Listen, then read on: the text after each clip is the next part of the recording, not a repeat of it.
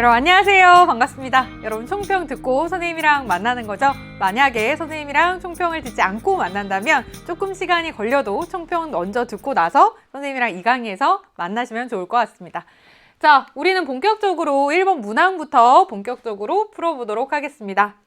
1번 문제에는 아주 전형적인 문제로 출제가 되었고요. 그쵸? 우리가 처음에 사회문화에서 배우는 현상, 어떠한 현상의 특징에 대해서 이제 옳은 것을 골라라 라고 얘기했습니다. 그래서 자연현상과 사회문화 현상의 특징을 구분하면 되겠구나 라고 하는 것을 일단 기준을 삼으시면 되겠고요.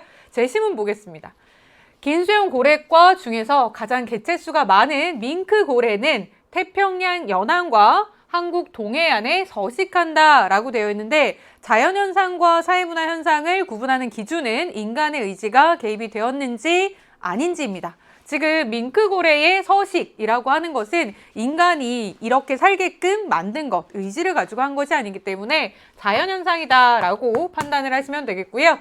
넘어가겠습니다. 자, 쭉 보시면 밍크고래가 크릴새우와 명태, 멸치 등의 먹이생물을 찾기 위해서 수온이 상승한 인천 앞바다까지 이동을 했습니다. 고래가 이렇게 이동을 한 것이기 때문에 우리가 기억과 마찬가지로 인간의 의지가 개입이 되지 않는 자연현상이다 라고 판단을 하셔야 되고요. 디귿 보겠습니다. 자, 서해안에서 밍크고래가 종종 혼획이 되지만 우리나라에서 고래를 시중에 유통하려면 관계기관의 허가를 받아야 됩니다. 우리가 이 허가라고 하는 것은 인간의 의지가 개입이 된 사회, 문화 현상인 것이기 때문에 디귿만 사회문화 현상이구나 라고 판단을 하시면 되겠습니다. 이에 따라서 선제 1번 보시면은요. 기억과 같은 현상은 가치 함축이다 라고 했는데, 가치 함축이라고 하는 것은 사회문화 현상이기 때문에 틀렸습니다. 역시 2번 넘어가면은요. 니은과 같은 현상은 당위법칙으로 설명이 된다 라고 하는데, 당위법칙은 마땅히 뭐뭐해야 한다 라고 하는 사회문화 현상의 특징이기 때문에 틀렸습니다. 3번 보시면 기억과 같은 현상은 디귿과 같은 현상에 비해서 인과관계가 분명하다 라고 되어 있습니다. 정답입니다. 요거 여러분 잘 체크를 하셔야 되는데요. 인과관계라고 하는 것은 둘 다 나타납니다. 자연현상에도 나타나고 사회문화 현상에도 나타나지만 우리가 그 상대적인 크기를 비교를 해보면 사회문화 현상에서 보다 높게 나타납니다. 그죠? 그렇기 때문에 뭐뭐에 비해서 분명하다 라고 하는 표현을 쓸 수 있음을 유의하시고요. 4번 니은과 같은 현상은 디귿과 같은 현상과 다르게 개연성의 원리가 적용이 된다라고 얘기를 했는데, 개연성이라고 하는 것은 사회 문화 현상의 특징입니다. 그렇기 때문에 역시 틀린 답이 되는 거고요. 5번 디귿과 같은 현상은 니은과 같은 현상에 비해서 보편성이 강하게 나타난다라고 되어 있는데, 보편성도 자연현상과 사회문화 현상 둘 다에서 공통적으로 나타납니다. 그렇지만 사회문화 현상이 아니라 자연현상에서 더욱더 두드러지게 나타나기 때문에 5번 틀렸다라고 정하시면 되는 거겠죠. 2번 문항 넘어가겠습니다. 다음 자료에 대한 분석으로 옳은 것을 골라라 라고 되어 있어서 발문 자체는 평이하게 나와 있습니다. 그러면 우리가 제시문을 한번 이제 파악을 해봐야 되는데, 이 제시문에서 파악해야 될 것은 일단 우리가 너무 이제 한정 짓기가 어렵기 때문에 선지를 살짝 살펴보면서 어떤 것들을 중점적으로 봐야 되는지를 파악하시는 게 중요합니다. 1번 보시면 자, 가배연구는 이 고등학교는 모집단이다 라고 하는 단어들이 보이고요. 2번 보시면 통제집단이다, 실험집단이다. 또 3번 보시면 표본의 대표성이 확보되었다 라고 되어 있기 때문에 이 선지에서 이제 나타난 단어들을 중심으로 해서 제시문을 분석을 해보도록 하겠습니다. 첫 번째 보면은 연구자 갑은 청소년의 이성교제에 부모의 경제 수준이 미치는 영향을 파악하고자 부모의 경제 수준이 높을수록 자녀의 이성교제 경험이 적을 것이다 라고 하는 잠정적인 결론을 내렸습니다. 여러분 이거에 낚인 친구들도 있을 수 있는데요. 우리가 결론이다 라고 얘기를 했지만 앞에 잠정적인 결론이다 라고 얘기했기 때문에 이것은 실제로 내가 연구를 한 결과가 아니라 연구를 하기 전에 세우는 가설을 의미합니다. 요거 잘 체크를 하셔야 되고, 자, 그렇다면 가설에서 독립변인과 종속변인, 독립변수와 종속변수가 무엇인지를 찾아보셔야 되는데 지금 원인이 되는 측면이 무엇인지를 보시면요. 부모의 경제 수준에 영향을 받아서 자녀의 이성교제 경험이 결과가 나타나는 거니까 원인 측면을 우리가 뭐라고 얘기합니까? 이것을 독립변인이다 라고 얘기를 하고 결과 측면을 종속변인이다 라고 얘기를 하니까 이렇게 우리가 체크를 해 두겠습니다. 그죠? 쭉 내려가 볼게요. 자, 이것을 검증하기 위해서 갑은 이 고등학교에서 학생 500명을 무작위로 선정을 했습니다. 그죠? 내가 원래 궁금한 건 누굽니까? 내가 원래 궁금한 집단은 청소년입니다. 청소년. 그래서 이 청소년을 뭐라고 하냐? 이것을 모집단이다 라고 얘기를 합니다. 근데 사실 우리가 연구를 할 때 이 모집단을 전부를 이제 연구 대상으로 삼는 것은 좀 불가능하기 때문에 그 중에 일부를 추출을 하죠. 이것을 표본이라고 부릅니다. 그래서 선택된 500명이 표본일 것이고 이들을 대상으로 설문조사를 실시했기 때문에 이거는 우리가 질문지법으로 배운 거구나 라는 것도 알게 되었습니다. 그래서 설문지를 봤더니 월평균 소득액으로 부모의 경제 수준을 파악하는 문항이 포함이 되었습니다. 자, 지금 우리가 부모의 경제 수준이다 라고 얘기했을 때 이거 어떻게 계량화하고 수치할 수 있느냐 라고 하는 문제가 생기죠. 여기에서는 그것을 부모의 월평균 소득액으로 환산을 한 겁니다. 이러한 과정을 우리가 뭐라고 하냐면 개념의 조작적 정의다 라고 배우셨습니다. 그래서 여기까지 정리하면 일단 될 것 같고요. 을로 넘어가겠습니다. 을의 경우는 뉴미디어 리터러시 교육이 청소년의 가짜뉴스 전파를 낮출 거다라고 하는 역시 가설을 세웠습니다. 그래서 이번에도 인과를 한번 살펴보시면요. 이것이 원인이 되어서 이거가 영향을 받는 거니까 앞에 있는 게 독립변인, 뒤에 있는 게 종속변인이 될 것이다. 자, 그 다음 어떤 연구를 수행했는지 봤더니 이 학생은요. 이 연구자는 우리가 어떤 고등학교에서 학생 100명을 무작위로 선정을 한 다음에 A, B 두 집단으로 나누었습니다. 그래서 설문지를 돌릴 건지 뭘 할 건지 조금 더 자세하게 봐야 되는데요. 그런 다음에 가짜 뉴스 전파 경험 정도를 5점 척도로 평가할 수 있는 측정지를 제작을 하여서 사전 검사를 실시를 했습니다. 자, 여기서 우리가 또 알 수 있는 것은 내가 어떠한 것을 검증하기 위해서 계량화, 수치화를 해야 되는데 그 과정을 거치는 것이 여기에 나타나 있다. 그래서 이 아이들도 우리가 개념의 조작적 정의라고 부르는 거다 라는 거 체크가 가능하고요. 자, 그 다음에 두 집단 중 A 집단에게만 뉴미디어 리터러시 교육을 실시하였습니다. 자, 여기서 여러분들이 무엇을 아셔야 되냐면 선지에서도 우리가 이제 말이 나왔었는데 실험 집단과 통제 집단을 구분해야겠다 라고 하는 생각이 드실 거예요. 우리가 실험 집단이다 라고 얘기를 하려면, 판단을 하시려면 독립변인의 조작을 가한 집단을 실험 집단이다 라고 얘기합니다. 자, 독립변인 찾아보시면 뉴미디어 리터러시 교육이라고 하는 것이죠. 근데 A 집단에게 이러한 독립변인의 조작을 가했기 때문에 A 집단이 뭐가 된다? 우리가 실험 집단. 그리고 B 집단이 통제 집단이 될 것이다. 왜냐하면 우리가 A 집단에 이걸 했어 라고 하는 말이 있는데 자세히 살펴보시면 B에도 했다가 아니라 A에게만 했다라고 되어 있기 때문에 A가 실험 집단, B가 통제 집단 이렇게 결론이 나옵니다. 그렇죠? 그래서 일단 요거를 토대로 선지 1번부터 보는데요.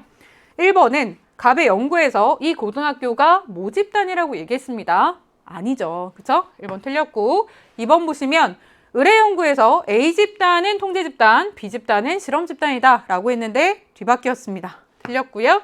3번 갑의 연구에서는 을의 연구와 다르게 표본의 대표성이 확보가 되었다 라고 되어 있는데 우리가 표본의 대표성이라고 하는 거 이해를 잘 하셔야 됩니다. 표본의 대표성이라고 하는 것은요. 우리가 말을 그대로 해석을 해보시면 될 것 같습니다. 내가 모집단 전부를 연구 대상으로 삼아야 되는데 그게 힘드니까 그 중에 일부를 표본으로서 추출을 하는데 이때 항상 문제가 되는 게 뭐냐면 네가 실제로 연구 대상으로 삼은 그 사람들이 전체 모집단의 특성을 반영할 수 있어? 이게 표본의 대표성이라고 하는 것이거든요. 근데 지금 갑을 보시면은요, 청소년이 궁금해요. 그죠? 근데 이 사람이 실제로 설문조사를 한 거는 특정한 고등학교이기 때문에 만약에 어떤 결과가 나왔을 때 일반화를 한다면 사람들이 야, 그거 청소년의 특징이 아니라 이 지역 그리고 이 고등학교에 다니는 학생들의 특징이야 라고 얘기할 수가 있다는 거죠. 그러니까 대표성은 없다라고 판단이 되는 거고요. 4번 보겠습니다. 의뢰 연구는 갑의 연구와 다르게 구조화된 도구를 활용하여서 자료를 수집하였다 라고 해서 지금 갑의 연구에서는 구조화된 도구를 활용하지 않아야만 이 선지가 맞는 선지인데 설문지다 라고 하는 것은 아주 대표적으로 구조화되고 표준화된 도구입니다. 그렇기 때문에 맞을 수가 없죠. 5번 보겠습니다. 갑의 연구에서는 독립변수, 의뢰 연구에서는 종속변수에 대한 개념의 조작적 정의가 이루어졌다라고 되어 있는데 그렇다면 우리는 이제 개념의 조작적 정의는 다 체크를 해놨으니까 이게 독립변이냐 종속변이냐만 한번 더 체크를 해보겠습니다. 자, 지금 부모의 경제 수준이라고 하는 것을 개념의 조작적 정의를 거친 건데요. 이거는 독립변인이 맞습니다. 그죠? 그래서 구체적으로는 독립변인의 개념의 조작적 정의. 자, 의뢰 연구를 보시면은요. 가짜뉴스 전파 경험 정도라고 하는 것을 이렇게 변화시켰기 때문에 이건 종속변인을, 그죠? 종속변인을 개념의 조작적 정의를 거친 거다라고 해서 5번이 정답이 되는 거 아시겠죠? 그쵸? 이렇게 풀 수 있는 문제였고요. 이런 문제를 풀 때는 사실 당연히 선생님이 어떤 선지를 구성할 거냐라고 하는 것에 따라서 동일한 제시문임에도 문제가 달라질 수가 있기 때문에 일단 선지를 먼저 보고 내가 중점적으로 파악해야 되는 정보가 무엇이냐라는 것을 찾으면 조금 더 이제 시간이 덜 걸릴 것 같습니다. 선지부터 보는 거 기억을 하시고요. 3번 보겠습니다. 다음 자료에 대한 옳은 설명을 골라라 라고 되어 있어서 주제를 접힐 만한 단서가 없는 것 같지만 단서 조항을 보시면 관료제 아니면 탈관료제다 라고 얘기를 해서 우리가 조직 운영 원리에 대한 문제이다 라는 거 알 수가 있습니다. 자, 첫 번째 단서는요. 조직 운영 유연성 정도를 기준으로 비교를 했더니 A가 B보다 크다라고 되어 있습니다. 관료제와 탈관료 중에서 유연성 정도가 더 큰 것은 탈관료제입니다. 그죠? 그렇기 때문에 A가 탈관료제, B가 관료제라고 하는 거 정리가 됐고요. 두 번째, 중간관리층의 비중을 기준으로 비교를 한다면 자, 중간관리층은 누가 더 높습니까? 관료제가 탈관료제에 비해서 높습니다. 기호로 표시를 하면 자, 탈관료제가 A니까 A보다 B가 크다라고 여기는 이제 정리를 할 수가 있겠고요. 그 다음에 나를 기준으로 비교를 하면 A보다 B가 크다라고 되어 있어서 우리가 지금 나가 뭔진 모르죠. 그런데 B가 더 크다면 관료제에서 더 뚜렷하게 나타나는 특성을 찾아야겠구나 라고 정리가 되는 거죠. 그죠? 기억 보겠습니다. A는 B에 비해서 업무 담당자의 재량권 보장 정도가 높다라고 되어 있는데 A는 탈관료제입니다. 그쵸? 탈관료제가 재량권이 훨씬 더 높죠. 그쵸? 그렇기 때문에 기억 맞는 설명이다. 니은 보시면요. B는 A에 비해서 상향식 의사결정 방식이 지배적이다 라고 되어 있는데 자, B가 관료제입니다. 관료제의 경우에는 하향식 의사결정이 일반적입니다. 이거 여러분들이 순간적으로 빨리 읽으면 약간 이거 상향식 맞나? 하향식 맞나? 헷갈리실 수가 있는데 이렇게 헷갈릴 때는 그냥 내가 화살표를 한번 그려보시면 되는데요. 상향식 의사결정이다 라고 하면 화살표가 상향을 의미하려면 위를 바라보고 있어야 됩니다. 그래서 밑에서 얘기한 것을 위에서 이제 수렴하는 것이고 하향식 의사결정이다 라고 얘기를 하면은 위에서 이제 명령을 하는 거죠. 아래는 그냥 전달만 받는 거죠. 그죠? 이렇게 구분이 된다라고 하는 거 다시 한번 정리를 하시고 디귿 보겠습니다. 자, 지금 가에는 A보다 B가 크다가 들어갈 수가 있다. 자, 얼핏 보면 A, B가 뒤집혔기 때문에 답이 아닌 것처럼 보이지만 B가 더 큰 게 맞죠. 그죠? B가 더 크다. 디귿이 정답. 리을 보겠습니다. 나에는 능력에 따른 보상의 중시 정도가 들어갈 수가 있다. 라고 되어 있는데 지금 나에 들어가는 것은요. 관료제에서 두드러진 특성을 보여야 됩니다. 그런데 능력에 따른 보상이라고 하는 것은 탈관료제에서 더욱더 두드러지는 것이기 때문에 틀렸습니다. 그죠? 그래서 기억과 디귿이 맞다. 자, 그 다음 보시겠습니다. 4번. 여러분, 이거는 발문을 조금 잘 보실 필요가 있습니다. 지금 발문을 보시면요. 문화 이해의 태도에 대한 설명으로 옳은 것을 골라라 라고 얘기를 했습니다. 문화 이해의 태도다 라고 얘기를 하면은요. 이거 자문화 중심주의냐 아니면 문화 사대주의냐 문화 상대주의냐 라고 하는 것으로 나누어야 된다라고 하는 것을 미리 잡고 들어가셔야 헷갈리지 않습니다. 이거 잘 기억하시면서 자, 첫 번째 갑 보겠습니다.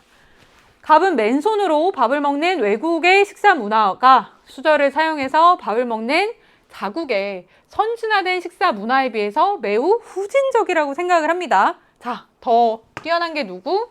우리나라. 그렇기 때문에 갑은 자문화 중심주의를 드러내고 있습니다.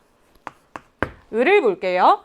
을은 외국인 친구가 자국의 종교 문화에 따라서 돼지고기를 먹지 않는다라고 얘기를 했습니다. 이랬을 때에 그 문화를 이해하고 존중하여서 돼지고기가 들어가지 않은 음식을 주문을 해 주었습니다. 야, 돼지고기가 얼마나 맛있는데가 아니라 이런 맥락에 따라서 너는 안 먹을 수도 있구나 라고 이제 얘기를 하는 것이기 때문에 문화 상대주의가 되는 거죠. 1번 보겠습니다. 갑의 태도는 문화를 평가의 대상으로 본다 라고 이제 되어 있습니다. 그래서 이게 정답이죠. 자, 자문화 중심주의나 문화 사대주의의 경우에는 문화를 평가의 대상으로 보고 있고요. 문화 상대주의가 유일하게 문화를 이해의 태도로 바라봅니다. 그래서 1번 답이고요. 2번 보겠습니다. 을의 태도는 서로 다른 문화 간의 갈등을 초래할 우려가 적겠죠. 3번, 갑의 태도는 을의 태도와 다르게 문화의 다양성 형성에 기여한다. 다양성 형성에 기여하려면 우리가 인정을 해주는 상대주의가 되어야겠죠. 3번 틀렸고요. 4번, 을의 태도는 갑의 태도와 다르게 국수주의로 변질될 수 있다는 비판을 받는다라고 했는데 국수주의로 변질될 우려는 자문화 중심주의가 있습니다. 5번 보시면 갑을의 태도는 모두 다른 문화의 수용에 적극적이다라고 얘기를 했는데 자문화 중심주의, 우리나라 문화만 우수하다. 타문화 굳이 받아들이지 않겠죠. 이렇게 얘기하면 안 됩니다. 정답 1번입니다. 5번 보겠습니다. 다음은 사회문화 현상을 연구하는 방법에 관한 수행평가 및 교사의 채점 결과이다. 이에 대한 설명으로 옳은 것은 골라라 라고 되어 있습니다. 사실 발문에서 사회문화 현상을 연구하는 방법이다 라고 얘기를 하면 이거 양적 연구냐 아니면 질적 연구냐 라고 하는 것으로 나눠보라는 얘기죠. 자, 제시문을 봤더니 수행평가에서 사회문화 현상을 연구하는 방법은 두 가지로 구분이 되는데 A가 아닌 B의 특징을 골라봐라. 그죠? 그래서 그 특징을 두 가지를 서술했을 때 맞으면 하나에 1점씩 주겠다라고 이제 얘기를 한 겁니다. 여기서 주의하셔야 되는 것은 우리가 B의 특징일 뿐만이 아니라 A, B가 공유하는 특징은 안 된다라고 하는 거 여기서 자세히 캐치를 하셔야 됩니다. 그래서 이거에 따라서 갑의 서술 내용을 한번 보시면요. 자, 일단 갑은 경험적 자료를 바탕으로 사회문화 현상을 연구한다라고 얘기를 했습니다. 이거는 양적 연구와 질적 연구 모두에 해당이 되는 내용이기 때문에 A가 아닌 B만의 특징일 수가 없습니다. A가 뭐가 됐든 B가 뭐가 됐든. 그렇죠? 그렇기 때문에 여기는 빵점일 거예요. 근데 갑의 점수를 봤더니 1점이란 말이에요. 그 얘기는 얘가 맞는 답이라서 점수가 1점이 됐다라고 하는 뜻입니다. 그러면 이게 어떤 연구 방법이냐? 감정이입과 직관적인 통찰을 통한 이해를 중시한다라고 하는 것은 질적 연구에 대한 내용입니다. 그 이야기는 B가 뭐다? B가 질적 연구고 A가 양적인 연구구나 라고 하는 겁니다. 맞게 풀었는지 두 번째 조건도 보겠습니다. 의뢰 서술 내용을 봤더니요. 사회문화 현상과 자연 현상은 본질적으로 같다고 전제를 합니다. 얘는 뭡니까? 얘는 양적 연구입니다. 그죠? 근데 우리가 서술해야 되는 것은 질적 연구에 대한 내용이란 말이에요. 그죠? 그렇기 때문에 얘는 틀려서 빵점이 됐을 거예요. 근데 총점이 1점이려면 여기에는 맞는 말이 들어가야 됩니다. 그러니까 우리가 질적 연구에만 해당이 되는 특징이 들어가야겠다라는 결론을 내릴 수가 있겠죠. 이거에 따라서 1번 보겠습니다. A는 연구자와 연구 대상을 분리할 수 없다고 본다 라고 했는데 이건 질적 연구에 대한 설명입니다. 틀렸고요. 2번 보시면 자, B는 일반화된 법칙 발견을 목적으로 한다. 법칙 발견을 목적으로 하는 것은 양적 연구. 3번 A는 B와 다르게 비공식적인 자료를 중시한다 라고 되어 있는데요. 비공식적인 자료를 중시하는 것은 B입니다. B. 질적인 연구. 4번 보시면 B는 A에 비해서 객관적이고 정밀한 연구에 적합하다라고 했는데 이건 양적 연구에 대한 설명이니까 틀렸습니다. 5번 보시면 가에는 인간행위의 이면에 담긴 의미를 파악하는 것을 중시한다가 들어갈 수가 있습니다. 질적 연구에만 해당이 되는 특징이기 때문에 정답 5번입니다. 6번 넘어갈게요. 이번에는 연구 방법을 보다 좁혀서 자료 수집 방법을 묻고 있습니다. 그리고 단서 조항에서 문헌 연구 아니면 질문지 아니면 참여 관찰이다 라고 좁혀줬습니다. 자, 편하게 ABC 적절한 게 뭔지 찾아보시면요. A는 자, 실제 언어 사용과 문장 이해 수준을 알아보기 위해서 실제 학생들이랑 생활하면서 관찰하였습니다. 이거 뭡니까? 참여 관찰. B를 봤더니 온라인 매체 사용 시간과 문해력의 상관관계를 알아보고 싶습니다. 그러면 얘는 양적 연구에 따르는 자료 수집 방법일 텐데 구체적으로 설문조사를 실시했습니다. 그냥 답을 준 거죠. 이 아이는 질문지법이다. 마지막은 그러면 당연히 문헌 연구일 텐데 맞는지 그래도 체크를 해보시면은요. 자, 이런 거를 알아보기 위해서 이미 누군가가 연구한 논문 자료를 살펴보고 있습니다. 문헌 연구가 맞습니다. 1번 선지 보겠습니다. 자, 연구 대상의 응답이 필수적이다 라고 하는 것은 이 중에서는 이제 질문지에만 해당이 되는 설명입니다. 틀렸고요. 2번 보시면 자, B는 대규모 집단을 대상으로 자료를 수집하기가 용이합니다. 쉽습니다.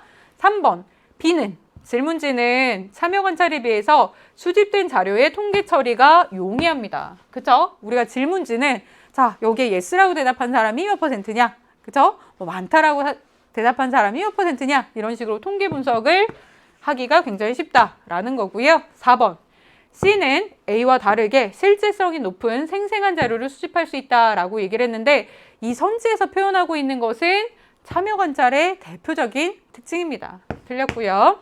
5번 C는 B와 다르게 주로 1차 자료 수집에 활용이 된다라고 얘기를 했는데 우리가 배우는 5가지의 자료 수집 방법 중에서 문헌 연구를 제외한 나머지는 1차 자료의 수집에 적합합니다. 그런데 문헌 연구는 타인의 연구 결과 등을 이제 이용하는 것이기 때문에 2차 자료의 수집에 활용이 됩니다. 그래서 답은 3번이다.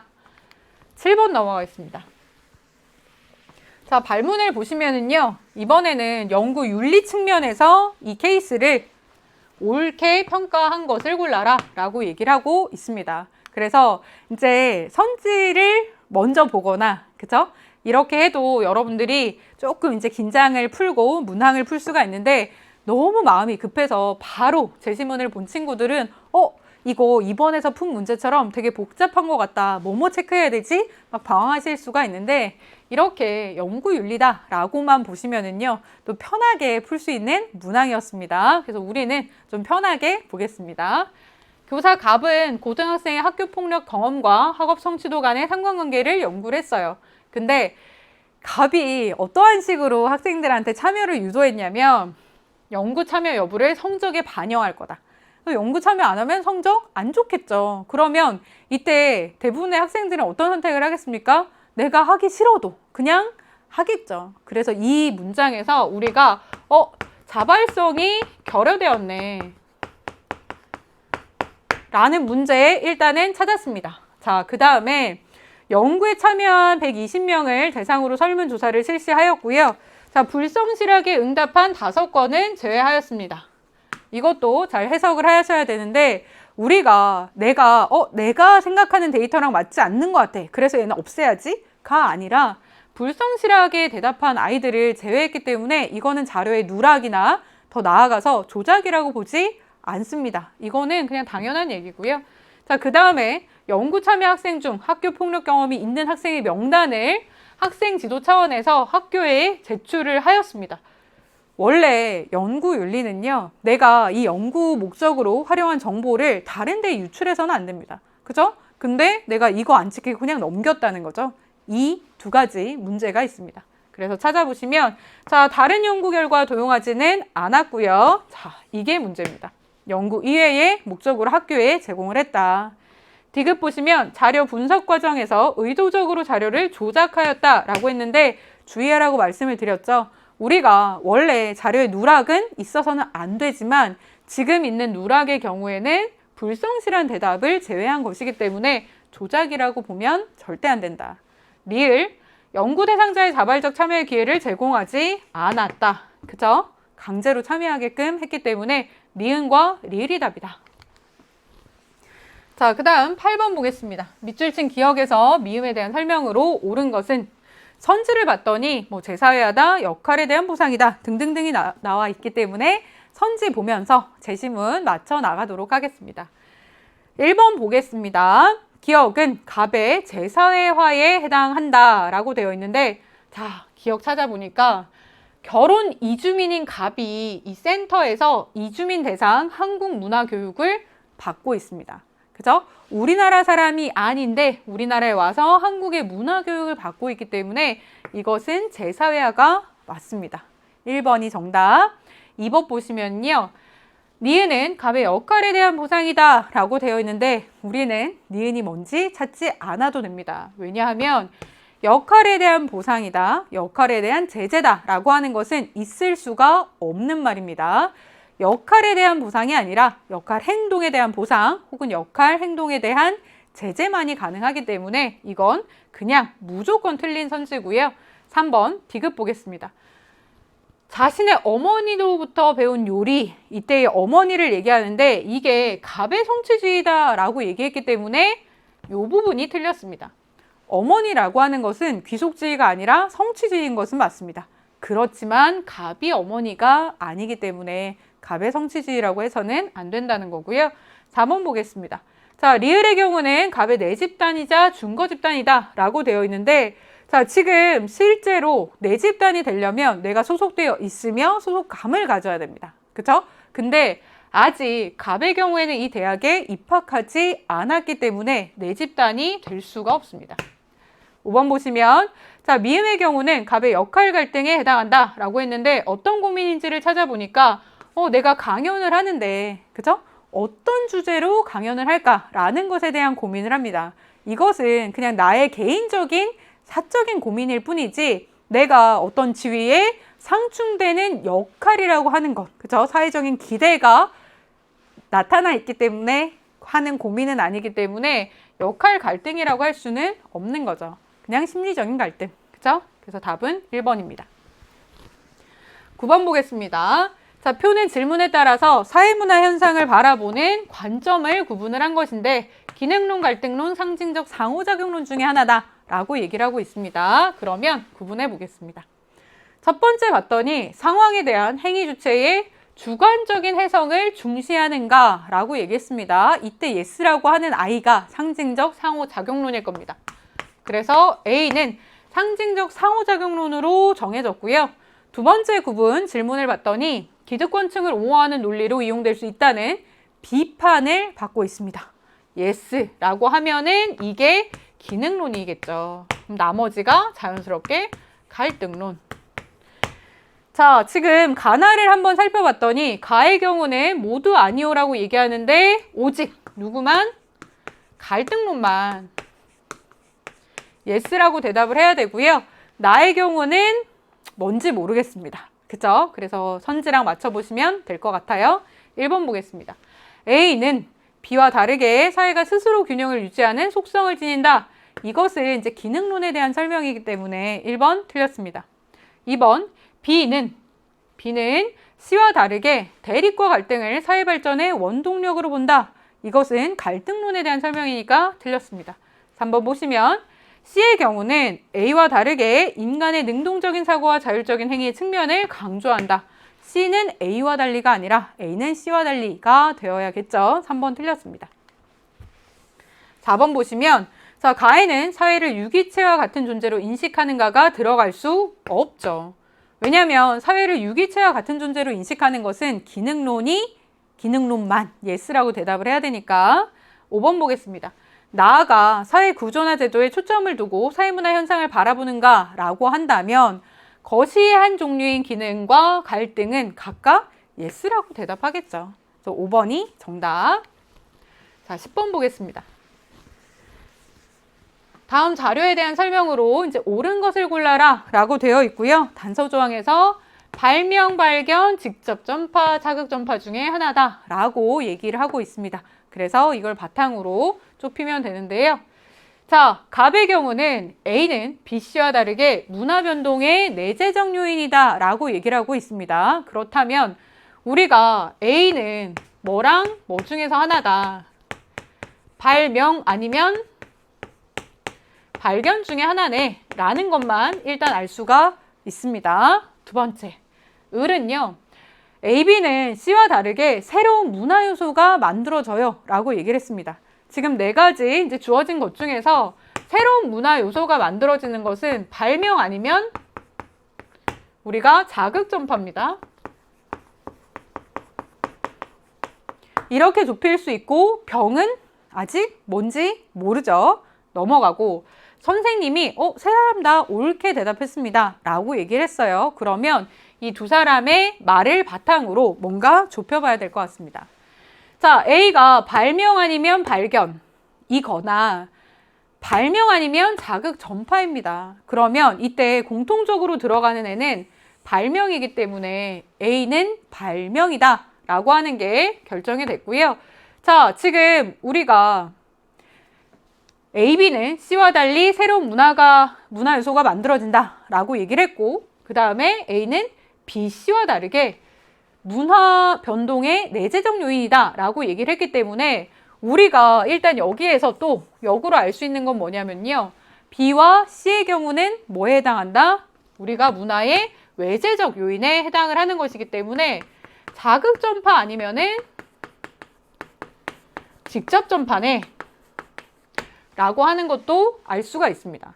그러면 여기서 또 우리가 확인할 수 있는 건 뭐냐면요. D가 뭐가 되는 거다? D가 내재적인 요인이 됩니다. 그러면 남은 게 발견밖에 없기 때문에 D가 발견으로 결정이 되는 거죠. 그죠? 그래서 A가 이렇게 되고요.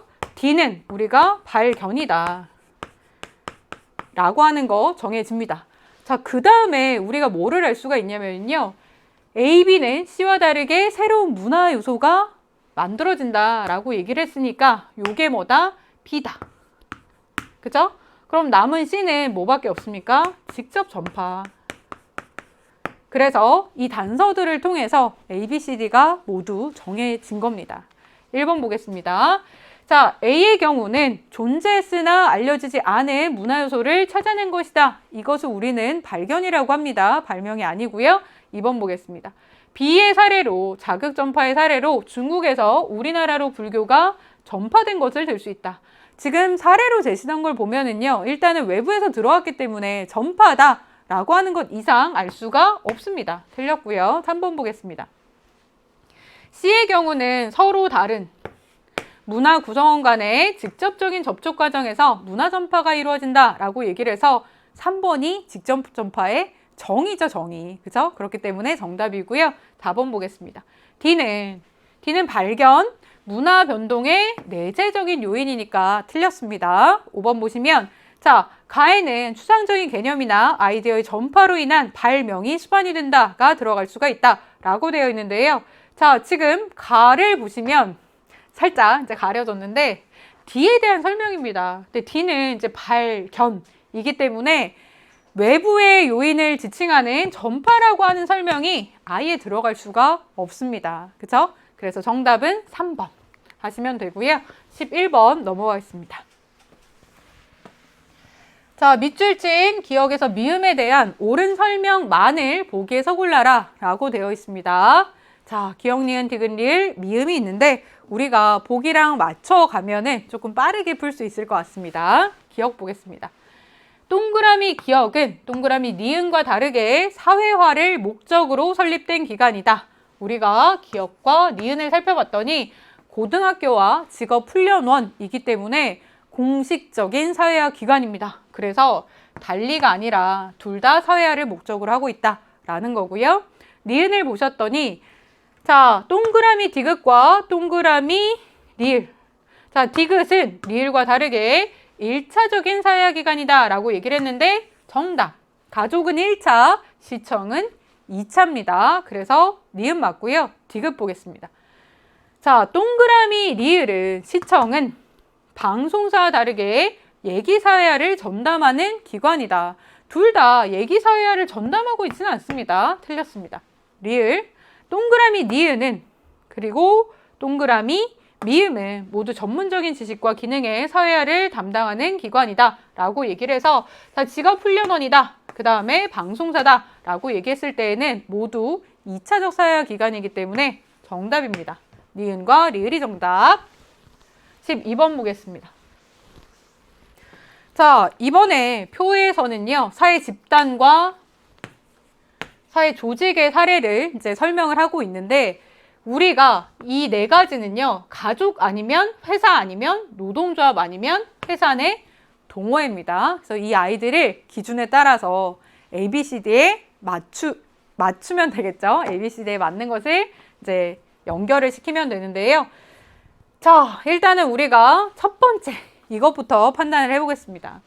공통의 관심과 목표에 따라서 자발적으로 결성이 되었느냐라고 하는 것에 yes라고 대답을 하려면 자발적 결사체에 포함이 되어야 됩니다.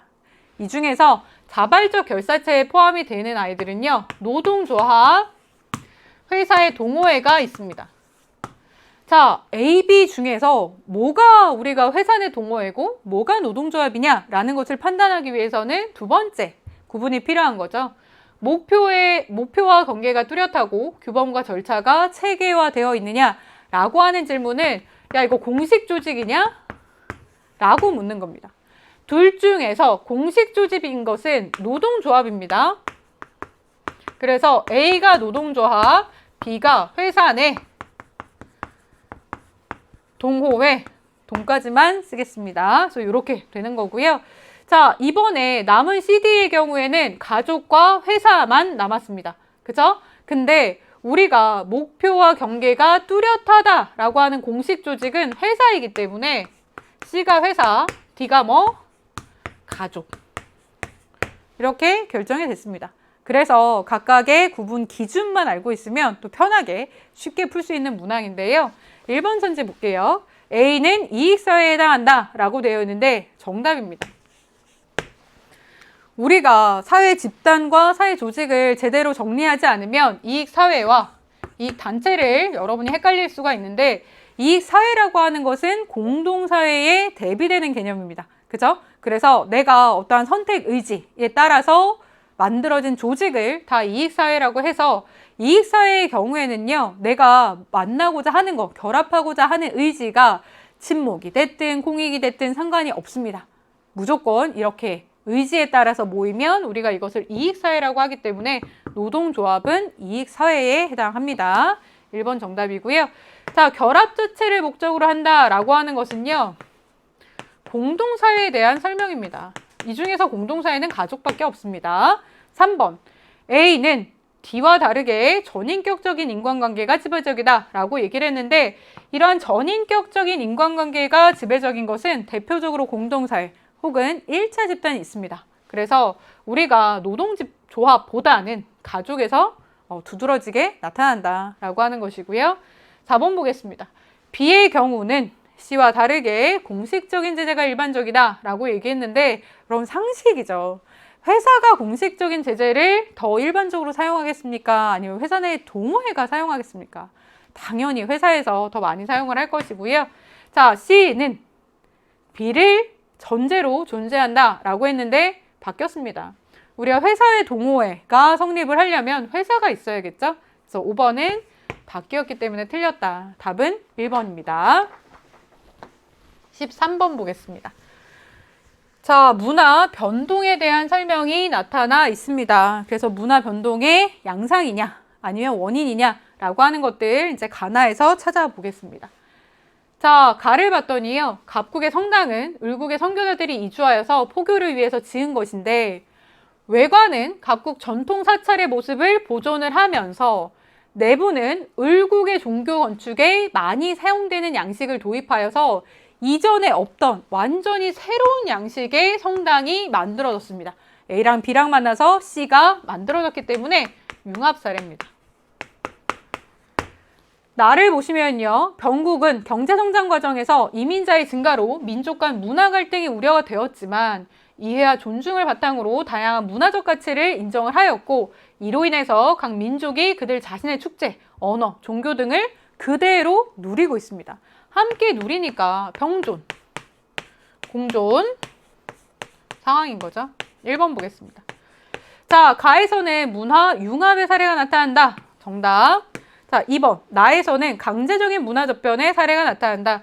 우리가 강제적이다, 자발적이다 라고 하는 것을 판단을 하려면 우리가 이 문화를 이제 이식시키려는 행위가 나타나야 되는데 그러한 것 전혀 나타나지 않습니다.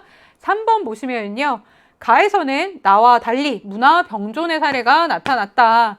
뒤집혔죠? 틀렸고요. 4번 보겠습니다. 자, 나에서는 가와 다르게 자기 문화의 정체성이 유지되고 있는 사례가 나타난다 라고 했는데 여러분 이거를 맞다라고 생각한 친구들이 많을 거예요. 근데 틀렸습니다. 자, 뭐가 틀렸냐면요. 달리 때문에 틀렸습니다.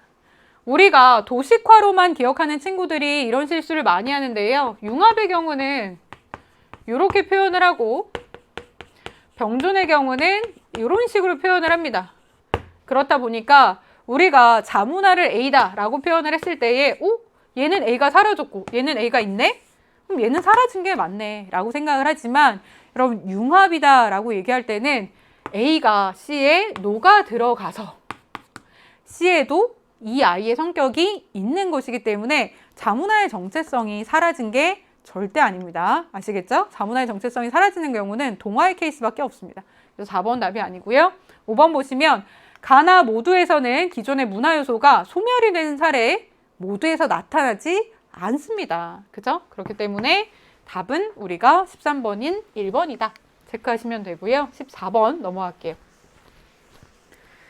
발문을 보니까 하위 문화의 유형에 대해서 얘기를 하고 있습니다. 그러면 머릿속으로 빠르게 하위 문화의 유형은 지역 문화라든지 세대 문화라든지 반문화 등이 있는데 라고 좁히고 나서 우리가 가나를 한번 분류를 해보시면 좋은데요. 가부터 볼게요. MZ세대는 기성세대와는 다른 새로운 소비 문화를 만들어내고 있다. 그들은 이렇게 쭉쭉쭉쭉 이렇게 해서 다른 이제 소비 행태를 보이고 있다라고 얘기를 해서 이 세대라고 하는 거에서 우리가 거의 이제 답이 보이는데요. 세대 문화죠, 세대 문화. 그죠? 나를 봤더니요. 라스파타리안들은 이제 성경을 흑인의 시각으로 해석한 신흥 종교의 신자들입니다. 그래서 1960년에서 70년대 흑인주의 운동의 중심에 있었는데 이들은 당시 주류 문화였던 백인 문화에 동조하기를 거부하고 저항하면서 그들만의 주체성이 담긴 문화를 형성을 했습니다. 그래서 우리만의 주체성이 담겼다에서 더 나아가서 주류 문화에 저항하는 성격이 나타나 있기 때문에 이거 우리가 뭐라고 얘기합니까? 반문화. 그죠? 1번 선지 보겠습니다. 가는 사회 전체의 문화 동질성을 높이는데 기여한다. 이러한 특징을 가지는 건 주류 문화입니다. 니은 나는 시대의 흐름에 따라서 주류 문화가 되기도 한다. 그쵸? 가가 됐든 나가 됐든 시대의 흐름에 따라서 주류 문화 될 수 있습니다. 디귿, 가는 나와 다르게 주류 집단에 의해서 일탈로 규정되기도 한다 라고 되어 있는데, 우리가 주류 집단에 의해서 일탈이다 라고 규정되는 것은 하위 문화가 다 그렇기 때문에 세대 문화도 가능하고 반 문화도 가능합니다. 그래서 틀렸고요. 자, 그 다음 보시면은요. 가나는 모두 해당 문화를 공유하는 구성원들의 소속감을 강화한다 라고 되어 있어서 리을이 정답입니다. 그죠? 그래서 이렇게 편하게 푸실 수 있었고요. 15번 보겠습니다. 다음 질문지에 문항별 평가로 옳은 것은 이라고 되어 있는데, 이거 여러분 별표 치고 넘어가도록 하겠습니다. 이제 학교에 따라서는 이제 내신을 이제 대부분 요 내용을 봤을 텐데요. 이 부분이 내신에서도 굉장히 이제 출제가 자주 되는 파트입니다. 그래서 아직 만약에 시험을 안 보거나 시험을 볼 때 좀 누적해서 보는 친구들이 있다면 요 문항 잘 봐주시면 좋을 것 같습니다. 자, 지금 질문지를 문항별로 평가를 했기 때문에 우리가 선지 보고 문항으로 넘어오면 편할 것 같죠? 1번 선지 봤더니 문항 1은 답지가 모든 응답 가능성을 포괄하지 못하였다. 그런가 봅시다. 스마트폰을 사용하는 주된 용도가 뭐야? 라고 했는데 1번 게임, 2번 학습, 3번 기사 읽기, 4번 스포츠 시청이 있습니다. 자, 예를 들어서 선생님 드라마 주로 봅니다. 그럼 어디다 답해야 됩니까? 없죠. 그래서 우리가 이것을 어렵게는 이제 포괄성이 결여되어 있다라고 얘기를 하고, 그죠? 모든 응답 가능성을 포괄하지 못한다라고 얘기를 하죠. 1번 답 정답이고요. 2번 보시면 문항 2는 답지가 상호 배타적으로 구성이 되어 있지 않다. 이 말을 편하게 풀어보면은요. 내가 뭔가에 답을 하려고 했더니 겹치더라. 1번인지 2번인지 둘 다 해도 되는지 좀 애매해졌다라는 건데요. 자, 2번 볼게요. 당신은 스마트폰 사용이 학업 능력 향상과 대인관계 개선에 도움이 된다고 생각하십니까? 이건 뭐가 잘못됐냐? 우리가 한 문항에서 두 가지를 한꺼번에 같이 물으면 안 됩니다. 예를 들어서 선생님은 학업 능력 향상에는 도움이 안 된다고 생각하지만 대인관계 개선에는 도움이 된다고 생각합니다. 이 사람 어디다 대답을 해야 됩니까? 그죠? 그래서 이것의 문제점은 두 가지를 함께 묻기 때문이라서 2번은 틀린 선지가 되는 거고요. 3번 보겠습니다. 당신의 스마트폰 사용 빈도는 어떻게 됩니까? 여러분 이거 이제 많은 친구들이 놓치는 건데요. 자, 스마트폰 사용 빈도? 이거 하루를 얘기를 하는 건지 아니면은 이제 한 달을 얘기하는 건지 일주일을 얘기하는 건지 아니면은 뭐 6시간을 끊어서 얘기하는 건지 기준이 모호합니다. 그래서 틀린 거라서 자, 3번 틀렸고요. 4번 보겠습니다. 문항 4는 특정 응답을 유도하고 있다라고 얘기를 했는데 문항 4는 당신이 원하는 하루 스마트폰 사용 시간은 얼마나 됩니까? 라고 얘기를 해서 내가 뭐 이럴 거야 저럴 거야 라고 하는 전제를 미리 깔아놓은 게 없습니다. 그럼 이거 잘 만든 문항인지 체크를 해보시면요. 자, 문항 4의 문제점은 예를 들어서 선생님이 2시간을 사용합니다. 그럼 1번, 2번 어디에다 답해야 됩니까? 같은 논리로 우리가 8시간을 사용한다. 3번, 4번 어디에다 대답을 해야 됩니까? 곤란하죠. 이건 뭐가 결여된 거다? 이게 배타성, 상호 배타성이 결여된 거죠. 그래서 우리 4번 틀렸고요. 5번 보겠습니다. 문항 5는 묻는 것이 명료하지 않아서 응답에 혼란을 주고 있다라고 되어 있는데 5번 봤더니 장기간 스마트폰 사용은 건강에 해롭다고 합니다. 전제를 깔고 청소년 스마트폰 사용 시간 규제가 필요하다고 생각하십니까? 아무래도 건강에 안 좋다고 하면 네. 규제해야 될 것 같아요 라고 대답할 가능성이 크죠. 그래서 이거는 유도하는 거죠. 유도하는 거. 특정 응답을 유도한다 라는 문제라서 묻는 것이 명료하지 않다는 아닙니다. 명료하지 않은 경우는 문항 3에 해당하는 질문이기 때문에 15번의 답은 1번입니다. 16번 보겠습니다. 자, 밑줄 친 기억에서 리을에 대한 옳은 설명 만을 골라라 라고 되어 있습니다. 자, 이 문제도 역시 보기 보고 올라오도록 하겠습니다. 기억을 봤더니요. 동그라미 기억의 문화는 좁은 의미로 사용이 됐다라고 되어 있어서 찾아봤더니 교육문화를 지칭하고 있습니다. 우리가 교육문화다라고 얘기했을 때는 교육과 관련된 모든 것을 이제 의미합니다. 그죠? 그렇기 때문에 좁은 의미로 쓰인 게 절대 아니다. 은근히 우리가 이제 좁은 의미냐 아니면 넓은 의미냐라고 하는 것을 구분하는 것을 이제 어려워하는 친구들이 실제로 굉장히 많은데요. 내가 너무 헷갈린다.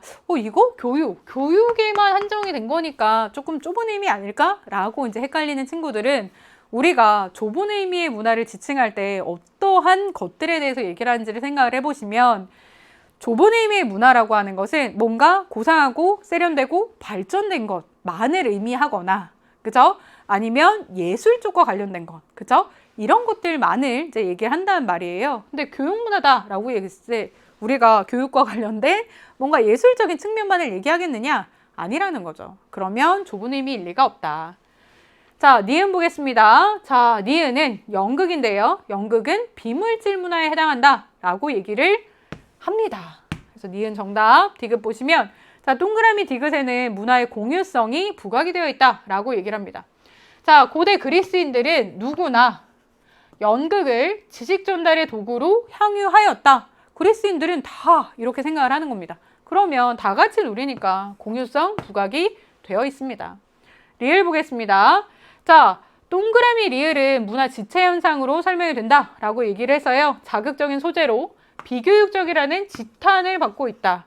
문화 지체 현상이 아닙니다. 문화 지체다라고 얘기를 했을 때는 물질 문화와 비물질 문화의 속도 차, 그 중에서도 비물질 문화의 속도가 너무 빨라서 물질 문화의 속도가 너무 빨라서 비물질 문화가 이를 못 따라가는 현상을 이야기해야 되는데 그런 속도차 나오지 않았습니다. 그래서 니은과 디귿이 답이고요. 17번 보겠습니다. 다음에서 부각되는 개인과 사회의 관계를 바라보는 관점에 부합하는 진술로 옳은 것을 고르라고 얘기를 했습니다. 그러면 이거 실제론이냐 아니면 명목론이냐 찾아보시면 되겠죠? 어떤 사람들은 내가 어떤 사람이 될지는 내가 선택한다. 나의 주체성 이제 강조를 합니다. 그런데 나와 사회는 분리 가능하다는 거 잘못됐다 라고 얘기하고 있습니다. 왜냐하면 내 삶은 항상 내 정체성의 기원이 된 공동체에 둘러싸여 있기 때문에 내가 특정한 공동체 안에서 태어났고 공동체가 추구하는 가치와 목적의 영향 아래 어떤 사람이 될지를 결정한다. 우리가 이제 조금 어렵게 배운 용어로서 바꿔서 한 문장으로 요약을 해보면 사회의 구속성이 훨씬 더 뛰어나다라고 하는 거죠. 그래서 이것은 실제론입니다. 실제론에 부합하는 선지 찾아보시면요. 자, 사회 속성은 개개인의 속성의 총합이다. 명목론이죠. 사회 규범은 개인들이 옳다고 믿어서 존재한다. 역시 명목론. 개인은 오직 사회 속에서만 존재의 의미를 갖는다. 이게 실제론이고요. 4번, 개인은 사회를 변화시킬 수 있는 자율성을 지닌 주체이다. 명목론입니다.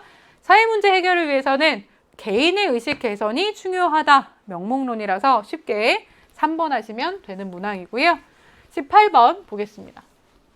자, 선생님이 우리가 이제 4번 문항 풀 때 발문 되게 조심하라고 얘기를 했습니다. 이거 문화 이해의 태도라는 거 조심해라 라고 얘기를 드렸는데요. 같은 맥락에서 18번 문제가 문화 이해의 관점에 대한 설명이다 라고 하는 거 잘 체크를 꼭 하셔야 됩니다. 왜냐하면 우리가 문화 이해다 라고 하면 이거 상대적인 관점인가? 다문화 중심주의인가? 뭐 이런 생각을 하는 친구들이 굉장히 많은데요.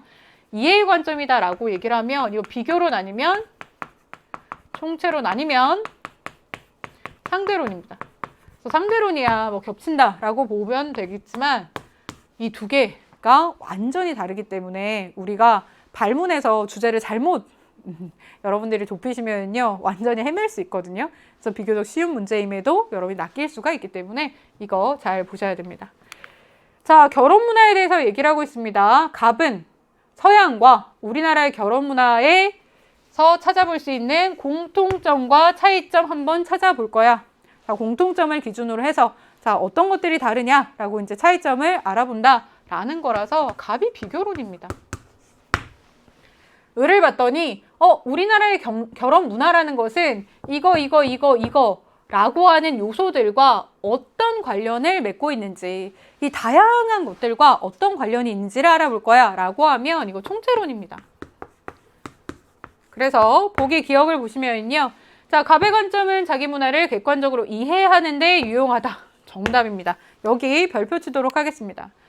우리가 비교론적 관점의 특징이자 목표가 나의 문화를 객관적으로 바라본다 라고 하는 것인데, 문제가 살짝 이제 난도가 높아질 때는요, 여기까지는 잘 씁니다. 근데 여기에다가 이해가 아니라 평가 이렇게 살짝 바꿔놓습니다. 그러면 여러분들이 객관적으로 바라보는 거야, 여기에만 꽂혀서 이거 맞다 라고 생각을 하는 경우가 많은데요. 비교를 하는 이유는 이해에 있는 것이지 평가를 하기 위함이 아닙니다. 그래서 평가가 들어가면 틀린 보기, 틀린 선지가 됩니다. 이거 같이 한번 정리를 해두시고, 자, 니은 보겠습니다. 을의 관점은 서로 다른 문화 간 비교를 통해 보편성과 특수성을 확인하고자 한다. 이거는 갑의 관점입니다. 우리가 공통점과 차이점이라고 이제 쉬운 말로 푸는 것을 조금 어렵게 표현하면 보편성과 특수성이라고 합니다. 틀렸고요. 디귿 보겠습니다. 을의 관점은 갑의 관점과 다르게 문화가 부분이 아닌 전체로서의 의미를 갖는 것에 초점을 둔다. 그렇기 때문에 두루두루 살펴보겠다라는 거죠. 자, 리을 보시면 둘이 바뀌었습니다. 그래서 기억과 디귿이 정답이라고 정리를 하시면 되겠죠. 19번 보겠습니다. 그림은 일탈이론을 구분을 한 것이고요. 자, 이 세 가지는 낙인 아니면 뒤르케메 아노미 아니면 차별 교제입니다. 자, 이런 선을 눈을 크게 뜨고 잘 보셔야 됩니다. 지금 누가 예스라고 대답을 했느냐라는 것을 일단은 찾는 게 중요해서 예스를 선생님이 다시 한번 선을 찾아보겠습니다. 자, 얘가 예스입니다. 예스. 자, 그렇다면 무기반 상태에서 일탈 행동이 발생한다 라고 이제 생각하는 아이는 A밖에 없습니다. 그럼 얘가 뭡니까? 뒤르케메 아노미. 자, 지금 일탈 행동 자체보다는 일탈 행동에 대한 사회적인 반응을 중시하는 애가 있습니다. 얘가 뭡니까? 얘가 낙인 이론. 그죠? 그럼 남은 거 하나밖에 없죠. 차별 교제. 그래서 우리는 지금 가가 뭔진 모르지만 가의 경우에는 낙인이랑 차별 교제 이론이 둘 다 동의해야 되는 거구나 라는 것까지 알 수가 있습니다. 자, 1번 보시면은요. A는 2차적 일탈 행동의 발생 과정에 초점을 둔다 라고 했는데 이거 낙인 이론에 대한 설명입니다. 2번 B는 일탈 행동에 대한 대책으로 정상 집단과의 교류를 강조한다. 이거는 차별 교제 이론이죠. 틀렸습니다. 3번 C는 일탈자의 부정적 자아 형성 과정에 초점을 둔다. 낙인 이론에 대한 설명이라서 틀렸습니다. 4번 자, C는 B와 다르게 일탈 행동을 규정하는 객관적 기준이 없다고 본다. B, C가 바뀌었습니다. 없다고 보는 것은 낙인 이론. 5번 보시면요. 가에는 일탈 행동이 발생하는 과정에서 나타나는 상호작용에 주목하는가가 들어갈 수가 있습니다. 둘의 공통점은 뭐니까? 상징적 상호작용론이니까. 그래서 19번 우리가 5번으로 마무리했고요. 20번 보겠습니다.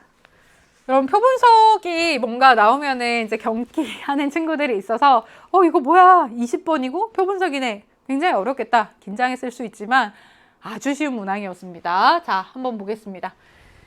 자, 다음 자료에 대한 분석으로 옳은 것을 골라라 라고 되어 있고요. 갑국의 가구별 미디어 기기 보유율 변화에 대해서 나타나 있습니다. 단위는 %고요. 자, 일단은 하나만 찍어서 좀 분석을 해보겠습니다. 분석이라기도 민망한데, 자, 디지털 TV를 한번 봤더니요. 뒷자리를 일단 그냥 버려버리시면 89, 89, 90, 95, 95 이렇게 변화하고 있습니다.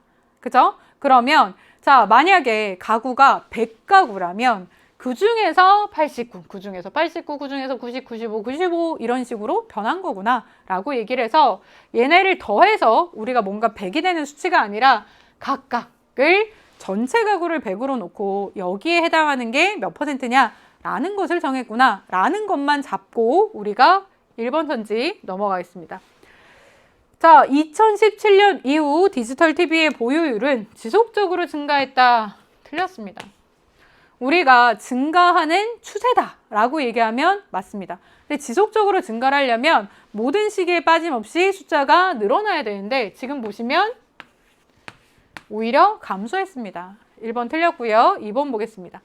자, 디지털 TV와 태블릿 PC 간의 보유율 격차는 2017년이 가장 크다라고 되어 있어서 지금 격차라고 얘기하면은요. 자, 여기 디지털 TV와 태블릿 PC 이 사이에 수치의 차이가 얼마나 나느냐라고 하는 것을 알아봐라 라고 하는 겁니다. 그래서 마음이 급한 친구들은 실제로 어떻게 얘기를 하냐면요. 이거 다 빼고 있습니다. 그죠? 그래서 이거는 82.29, 여기는 80.99, 여긴 76.8이 나오고, 여기는 74.9가 나오고, 여기는 68.6이 나오네? 교율의 격차? 이때가 제일 크네. 그러면 2번이 답이네. 라고 푸시는데 당연히 이렇게 해도 답이 나옵니다. 근데 실제로 수능에서는 이 정도로 계산하는 것을 이제 원한다기보다는 어떻게 문제를 풀라는 거냐면요. 추세 간의 관계를 통해서 여러분이 격차가 벌어지고 있구나, 줄어들고 있구나, 이걸 감으로 이제 대략적으로 알라는 겁니다. 뭔 소리냐? 자, 지금 보세요. 89.7에서 89.3으로 사실 이때는 조금 줄었습니다. 그죠? 조금 줄었는데 얘는 7에서 8로 더 늘어났어요. 그럼 당연히 격차 줄었겠죠? 그죠? 여기도 마찬가지입니다. 지금 89.3에서 90.4로 사실은 거의 뭐 1% 정도 포인트로 아주 미미하게 차이가 나는데 얘는 8에서 13, 14 막 이렇게까지 갔단 말이에요. 그럼 격차는 당연히 줄었겠죠. 마찬가지 여기도 5 대략적으로 그냥 우리가 그냥 편하게 봤을 때 5 정도 커진 것 같은데 근데 얘는 7 정도 커진 것 같아요. 당연히 격차 줄었겠죠? 얘도 마찬가지입니다. 거의 미미하게 이제 0. 몇 이렇게 차이가 나는데 얘는 20에서 27%가 됐어요. 그럼 격차는 당연히 줄었겠죠. 그렇기 때문에 이 시기에 가장 격차가 클 것이다 라고 하는 것을 여러분들이 수치상의 변화를 그냥 비교해보고 맞히는 것이 사실은 좋습니다. 그래야 시간이 안 부족하거든요. 그래서 답은 2번이고요. 3번 보시면 2018년에 모든 가구는 하나 이상의 미디어 기기를 보유하고 있다 라고 되어 있는데 자, 모릅니다. 우리가 가장 이제 많이 보유하고 있는 디지털 TV의 경우에는 예를 들면 그냥 올림해 버려서 100명이 있으면 그중에서 90명이 가지고 있다라고 하는 것이고 나머지 10명 정도가 안 가지고 있잖아요. 그죠? 이 10명 정도가 이 셋 중에 하나를 반드시 가져야만 되는데 가졌는지 안 가졌는지 알 길이 없습니다. 그죠? 모르고 4번 보시면 자, 개별 가구가 보유한 미디어 기기의 총 개수는 2020년에 가장 많다. 역시 알 수가 없습니다. 왜냐하면 자, 일단 우리가 개별 가구가 보유한 미디어 기기의 총 개수를 알 수가 없습니다.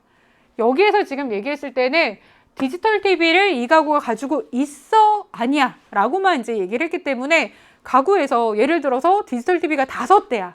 근데 이거 그냥 있어 라고만 이제 포함이 되는 것이기 때문에 그래서 총 미디어 개수가 얼마야? 라고 하는 것은 알 수가 없습니다. 뿐만 아니라 우리가 가구도 100가구라면 몇 명이 가지고 있어? 몇 %야? 라고 하는 이제 비율로만 나타났기 때문에 우리가 이 개수 절대 알 수가 없습니다. 그 다음 5번 보시면 요거는 이제 좀 여러분 잘 살펴보셔야 되는데요.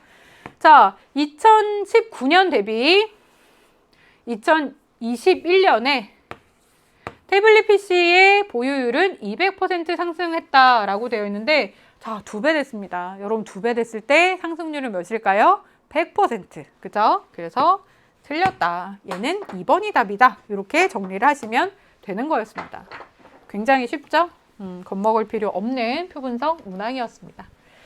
자, 이렇게 해서 이제 전문항을 다 풀어봤는데요. 선생님이 총평에서 얘기한 것처럼 20문항을 모두 체크했다면 여러분은 진짜 성실한 사람이고 여기에 대한 이제 대가가 분명히 좋게 여러분한테 돌아올 거니까요. 기분 좋게 이제 마무리하시면서 여러분 공부하셨으면 좋겠습니다. 선생님이랑은 또 다음 강의에서 만나요.